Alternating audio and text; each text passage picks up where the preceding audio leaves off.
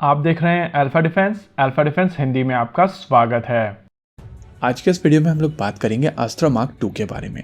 इस missile system को लेकर लगभग पिछले 1.5 साल से बातचीत हो रही है और बहुत लोगों की तरफ से कहा जा रहा है कि इसके टेस्ट हुए हैं और बहुत लोगों की तरफ से इस चीज को डिनाई किया जा रहा है।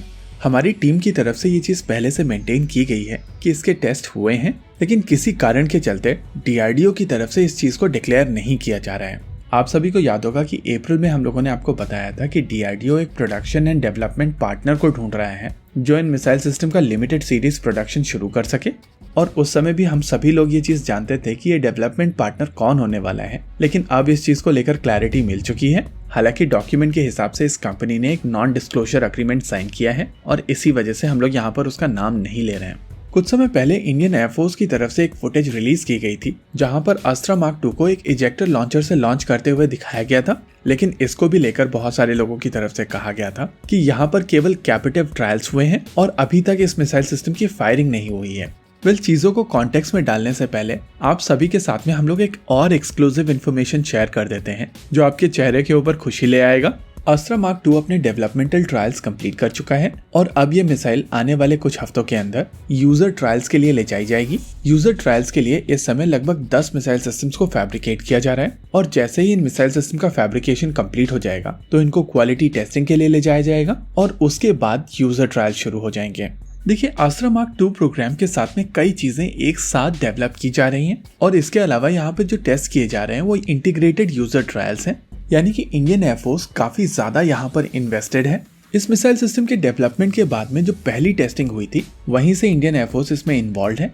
देखिए, नॉर्मली जब भी एक air to air missile system का टेस्ट किया जाता है तो शुरुआती दौर में उसको ग्राउंड बेस्ड लॉन्चर से लॉन्च किया जाता है, जैसा कि अस्त्र मार्क 1 के केस में किया गया था। लेकिन अस्त्र मार्क 1 प्रोग्राम के चलते अस्त्र मार्क 2 को लेकर जो इंडियन एयरफोर्स और DRDO के पास में कॉन्फिडेंस था, उसके चलते यहाँ पर ग्राउंड बेस्ड टेस्टिंग नहीं की गई है और मिसाइल सिस्टम के डेवलपमेंट के बाद में सीधे कैपेटिव ट्रायल्स किए गए हैं। देखिए, इस मिसाइल सिस्टम को टेस्ट करने के लिए सबसे पहले भारतीय वायुसेना की तरफ से 2 Su-30 MKI HAL को दिए गए थे और इन 2 Su-30 MKIs को अस्त्र मार्क 2 को कैरी करने के लिए मॉडिफाई किया गया था। मॉडिफिकेशन प्रोसेस के दौरान ये चीज रियलाइज की गई थी कि यहाँ पर एक यूनिवर्सल लॉन्चर की आवश्यकता है जिससे भारतीय वायुसेना हर एक तरीके की मिसाइल सिस्टम इंटीग्रेट कर सके। अभी तक भारतीय वायुसेना हर एक यूनिक मिसाइल सिस्टम के लिए उसी के लॉन्चर का प्रयोग करती है और ये इन्वेंट्री के ऊपर काफी ज्यादा बर्डन डालता है। जो लोग अल्फा डिफेंस को काफी पहले से फॉलो कर रहे हैं उनको याद होगा कि हम लोगों ने ये एक्सक्लूसिव इन्फॉर्मेशन आप लोगों के साथ में शेयर की थी और अब हम लोग ये चीज कंफर्म कर रहे हैं कि ये लॉन्चर बना लिया गया है।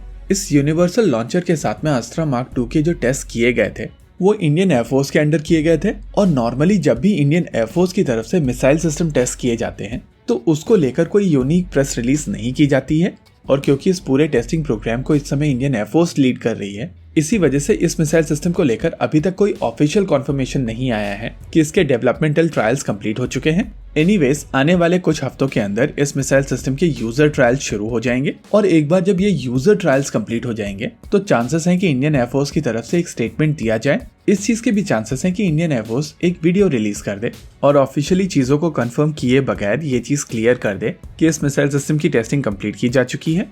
एनीवेज, जब इस मिसाइल सिस्टम के बल्क ऑर्डर दिए जाएंगे तो वहां पर एक कमर्शियल प्रोसेस शुरू होगा और जब ये कमर्शियल प्रोसेस शुरू होगा जहां पर ऑर्डर्स होंगे, एग्रीमेंट साइनिंग होगी तो नेचुरली प्रेस रिलीज भी होगी। इसके अलावा इस मिसाइल सिस्टम की रेंज को लेकर बहुत सारे क्वेश्चंस आते रहते हैं। देखिए, ये चीज क्लियर है कि ये मिसाइल सिस्टम एक डुअल पल्स वाली मिसाइल सिस्टम होगी, लेकिन अगर आप इसको बेसलाइन अस्त्र मिसाइल सिस्टम से कंपेयर करेंगे तो आपको समझ में आएगा कि इसका डायमीटर थोड़ा ज्यादा है। प्रिसाइसली 12 मिलीमीटर इसका डायमीटर ज्यादा होने वाला है, हालांकि दोनों मिसाइल सिस्टम्स की लेंथ सेम होने वाली है।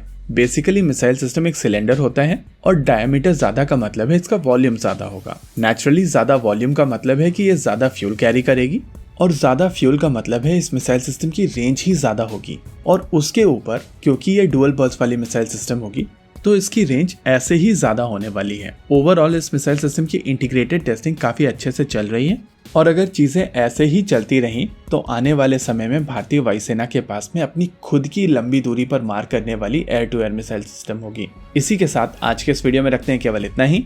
वीडियो को अंत तक देखने के लिए धन्यवाद। देखते रहिए अल्फा डिफेंस। जय हिंद।